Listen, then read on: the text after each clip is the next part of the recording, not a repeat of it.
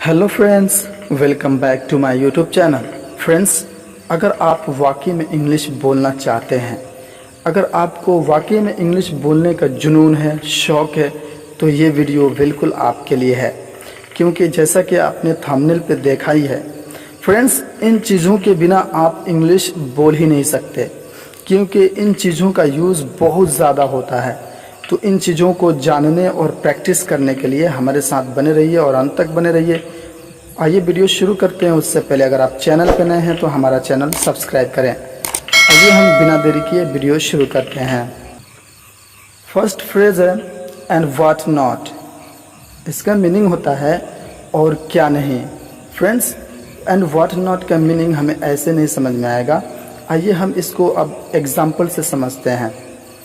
He called me an idiot, fool and what not।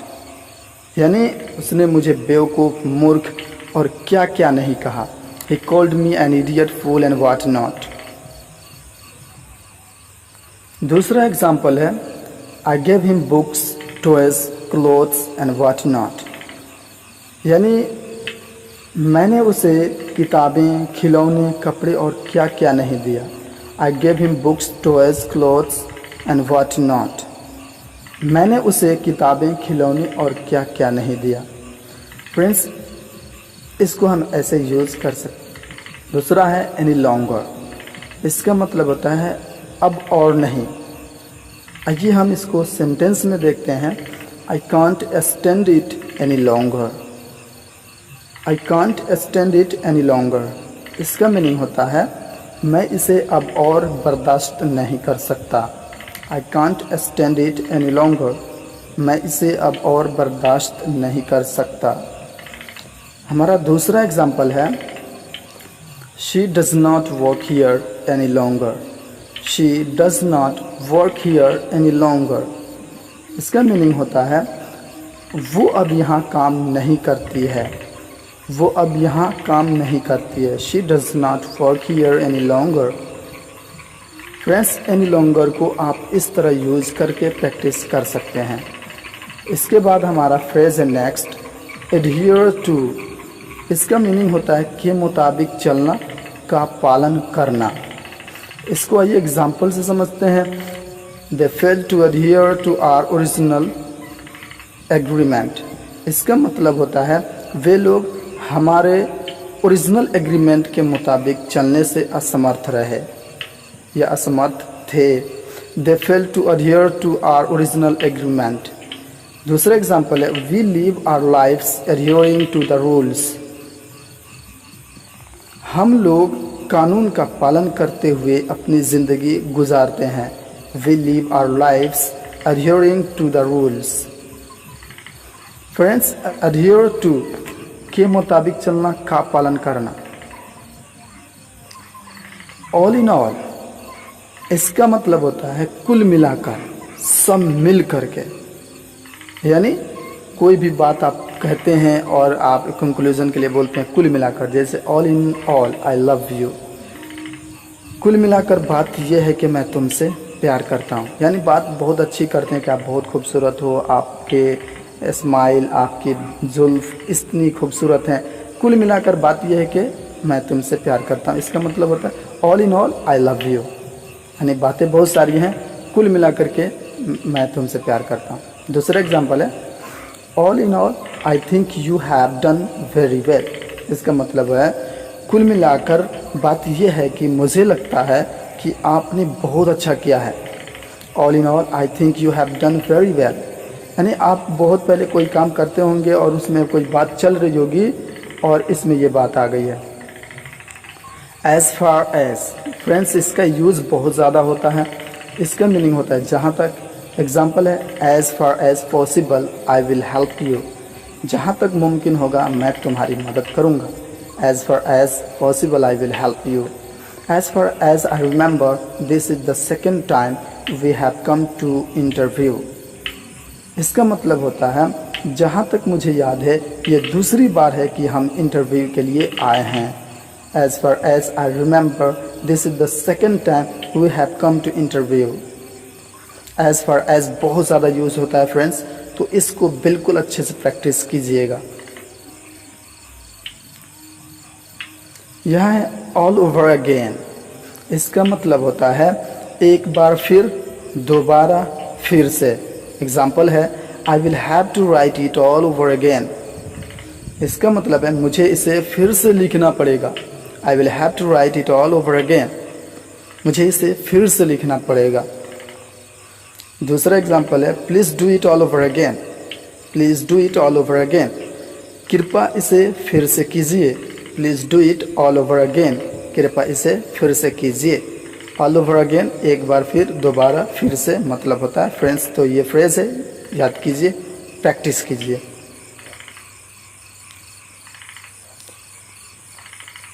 Next phrase है हमारा all of a sudden, अचानक, एकाएक।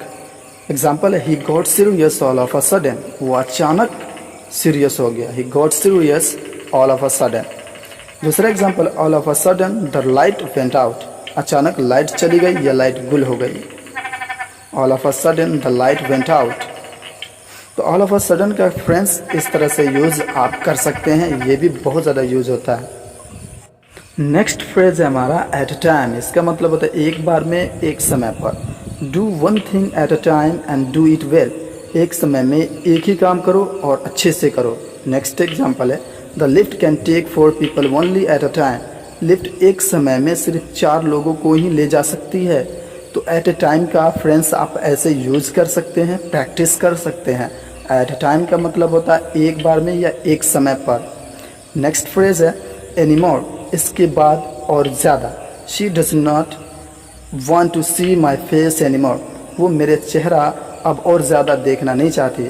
अगला एग्जाम्पल है she does not love me anymore, अब वो मुझसे प्यार नहीं करते। She does not want to see my face anymore. अगला फ्रेज है एट एनी टाइम, किसी भी समय।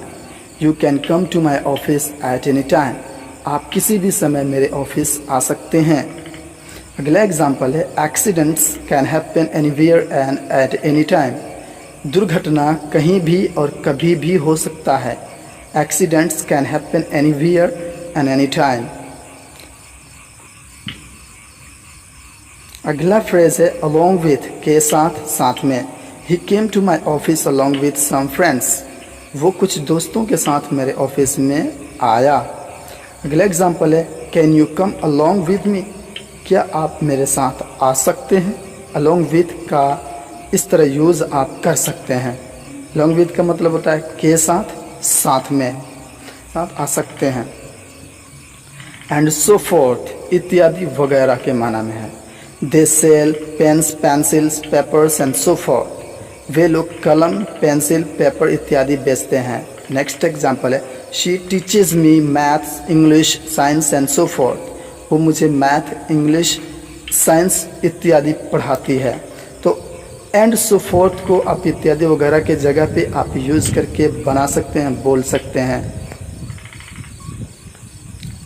अगला फ्रेज है एट मोस्ट, ज़्यादा से ज़्यादा, अधिकतम। एग्जाम्पल है she will be 30 years old at most, वो ज़्यादा से ज़्यादा 30 साल की होगी। अगला एग्जाम्पल है we can stay here for 2 days at most, ज़्यादा से ज़्यादा यहाँ हम लोग 2 दिन ठहर सकते हैं। एट मोस्ट ज़्यादा से ज़्यादा, अधिकतम, आप इसका यूज़ करें। We can stay here for 2 days at most, she will be 30 years old at most. अगला फ्रेज है बाय ऑल मीन्स, हर तरह से, हर ढंग से। जैसे कि example I am tried to make you understand by all means, मैं हर तरह से समझा कर थक चुका हूँ। You must get there by all means before dark, किसी भी तरह से तुम्हें वहाँ ज़रूर होना चाहिए अंधेरा होने से पहले। नेक्स्ट फ्रेज है बिलोंग टू, से संबंधित होना, से ताल्लुक़ रखना। He belongs to a political family, वो राजनीतिक परिवार से ताल्लुक़ रखता है। अगला एग्जाम्पल है does this video belong to colourful channel, क्या ये वीडियो कलरफुल लाइफ चैनल से ताल्लुक़ रखता है। Does this video belong to colourful life channel. तो बिलोंग टू को आप इस तरह से यूज़ कर सकते हैं, where do you belong to, where does he belong to, इस तरह आप यूज़ कर सकते हैं। अगला फ्रेज है बाय फार, अब तक का, कहीं अधिक। एग्जाम्पल है that is by far the best choice, ये अब तक का सबसे अच्छा विकल्प है। He is by far the best student in the class, वो अब तक का सबसे अच्छा विद्यार्थी है क्लास में। तो बाय फार का अब तक का इस तरह यूज़ आप कर सकते हैं फ्रेंड्स। तो प्रैक्टिस करें इसकी, बहुत मज़ा आएगा इसको बोलने में।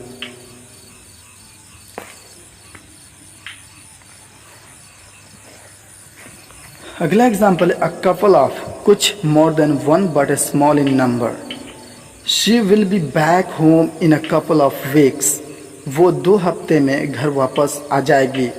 अगला एग्जाम्पल है I have seen her a couple of times before, मैंने उसे कुछ समय पहले देखा है। तो अ कपल ऑफ कुछ इस तरह करके आप यूज़ कर सकते हैं।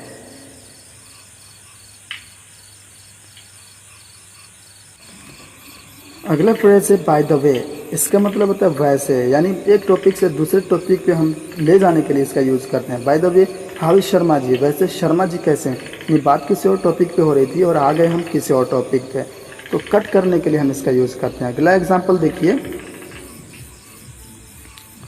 By the way where is your house, let's have cup of tea, वैसे आपका घर कहाँ है, चलो चाय और कॉफ़ी हो जाए।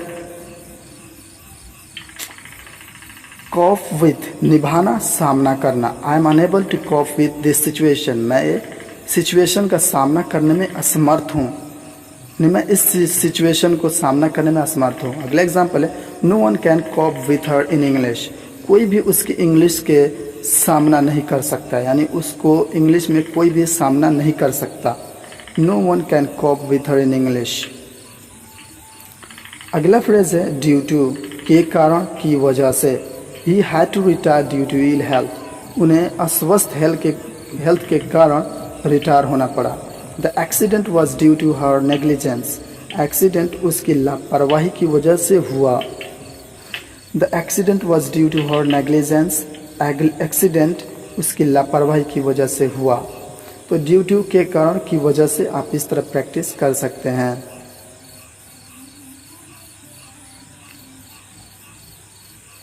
अगला एग्जाम्पल है फ्रॉम नाउ ऑन, अब से। एग्जाम्पल है from now on I will be more careful, अब से मैं और होशियार रहूँगा।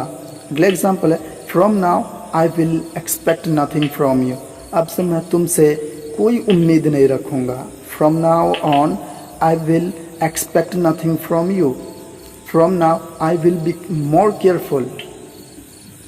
तो फ्रॉम नाउ ऑन का मतलब होता है अब से, इसका यूज़ आप ऐसे करके प्रैक्टिस करें, बहुत अच्छी चीज़ है ये।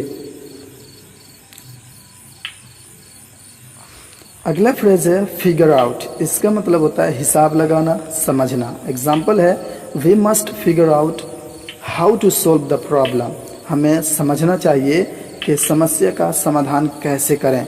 अगला एग्जाम्पल है I can't figure out why he quit his job, मैं समझ नहीं सकता कि उसने अपना जॉब क्यों छोड़ा। फिगर आउट हिसाब लगाना, समझना, दोनों के माना में है।